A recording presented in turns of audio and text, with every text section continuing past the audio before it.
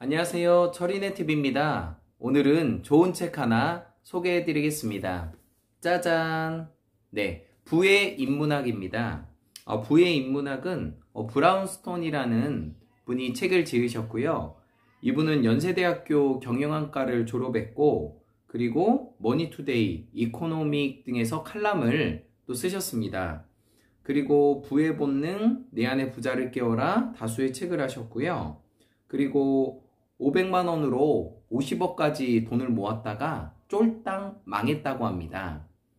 그리고 또 부동산 투자를 했다가 또 어려움을 겪었고요. 근데 다시 일어나서 정말 또 주식과 또 여러 가지 것을 통해서 경제적인 부를 누리게 됐고 40대 초반에 은퇴해서 경제적인 자유를 누리고 있다고 합니다.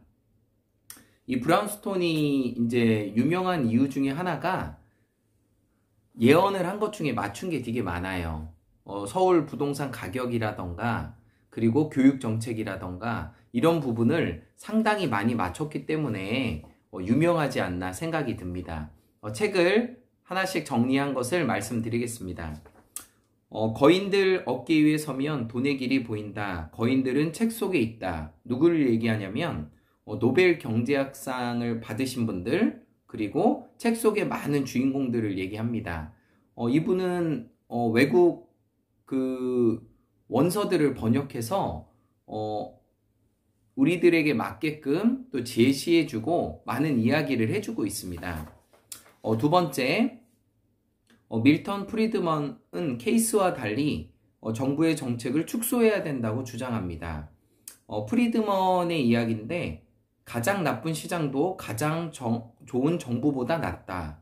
이것은 무슨 얘기냐면 정부가 시장 경제에 간섭을 할수록 시장 경제는 더 예민해진다는 뜻입니다. 당신은 케인스 한번 들어보셨죠? 우리가 아마 사회 시간에 케인스에 대해서 많이 들어봤을 텐데 이분은 돈을 많이 찍어내서 돈을 풀어서 여러 가지 사업들을 하고 그리고 또 복지 정책을 많이 펴서요. 요즘에 이제 무상공급, 무상급식 많이 하죠. 이런 식으로 많은 부분에 돈을 풀어가지고 서민들이 먹고 살 수 있게끔 해준다고 합니다. 그렇게 함으로써 경제를 살리는 건데 이거에 대해서 반대로 얘기하신 분이 바로 프리드먼이라는 사람입니다. 그래서 이분이 나중에 주목을 많이 받게 돼요. 세 번째는 누군가는 먼저 부자가 돼야 된다. 그리고 청교도, 추수감사절, 공동생산, 공동분배의 문제점이 있었다.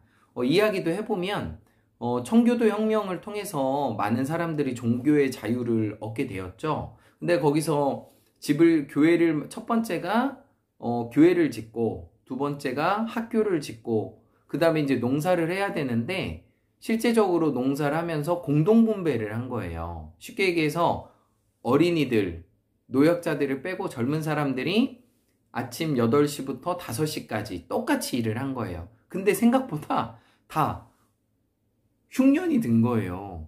그래서 몇 년을 실패하다 보니까 이러면 안 되겠다. 그렇게 생각을 해서 땅을 이렇게 배분을 해준 거예요. 그래서 배분을 했는데 어떤 일이 일어났냐면 어떤 분은 8시부터 일을 해야 되는데 7시부터 나와서 일을 하는 거예요.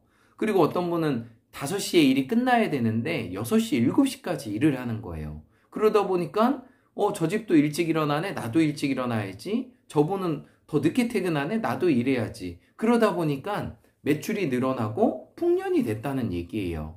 그래서 시장의 원리대로 놓으면은 이게 점점 좋아진다는 그 프리드만의 원리입니다. 네, 좀 이해 가시죠? 그리고 네 번째, 오스트리아 경제를 망친 것은 임대료 정책을 비판하고 있다. 이것도 비슷한 얘기예요.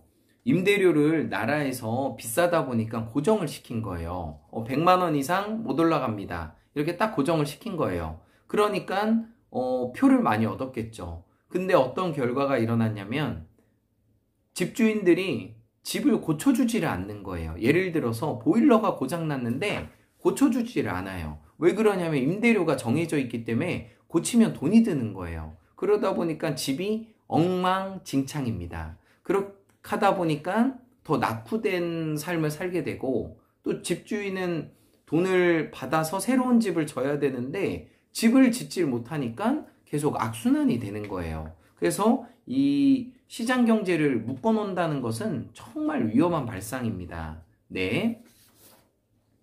그리고 다섯 번째는 어떤 이야기냐면 슈퍼스타 전성시대를 얘기하고 있습니다.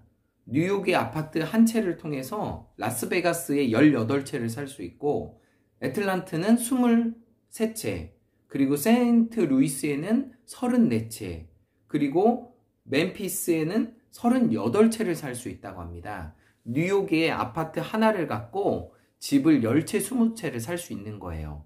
근데 가만히 생각해보면 지금 서울이 집값이 20억, 30억 정도 돼요. 근데 지방은 지금 저희가 대전에 살고 있는데 딱 10분의 1이에요. 3억 정도 하거든요. 그러니까 서울의 집값 한 채를 통해서 대전 지방에는 10채를 살 수 있는 거예요. 그래서 이 브라운스톤이 예언한 거는 이게 30배까지 늘어난다는 거예요. 그러니까 더 서울이 발전이 되고 지방은 더욱더 낙후된다는 얘기입니다. 네. 그리고 여섯 번째는 어떤 이야기가 있냐면 하버드 대학교 경제학과 교수 에드워드 그레인저는 도시의 승리를 얘기하고 있어요. 이건 어떤 얘기냐면 결국 서울이 발전한다는 거고 수도가 발전한다는 것입니다. 정약용 선생님은 책에서 서울을 10리 안에서 이사를 해서 살으라고 얘기하고 있습니다. 정약용 선생님은 유배를 받고 많은 책을 썼죠. 특히 이제 자식들에게 책을 많이 썼는데 그 중에서도 나오는 거예요. 그래서 10리 안에 살아라. 그리고 인재들이 모이는 도시의 특징을 얘기하고 있습니다. 첫 번째가 치안이라고 합니다. 경찰들이 포진돼 있고 무슨 일이 생기면 바로 올 수 있는 치안. 두 번째가 뭐냐면 자녀 교육이라고 합니다. 이 똑똑한 사람들이 모이는 이유가 자녀들을 안전하게 교육시키고 치안이 유지되면 모인다고 합니다. 그래서 계속 서울로 도시로 모이는 이유가 있다고 합니다. 그리고 일곱 번째, 프랑스 혁명 이후에 우유값이 폭등이 일어났어요. 이것도 비슷한 이야기인데, 그래서 우유값을 정책적으로 얼마 이상을 못하게 한 거예요. 그러다 보니까 우유를 파시는 농장에서 아무리 계산을 따져봐도 그 값을 못 맞추는 거예요.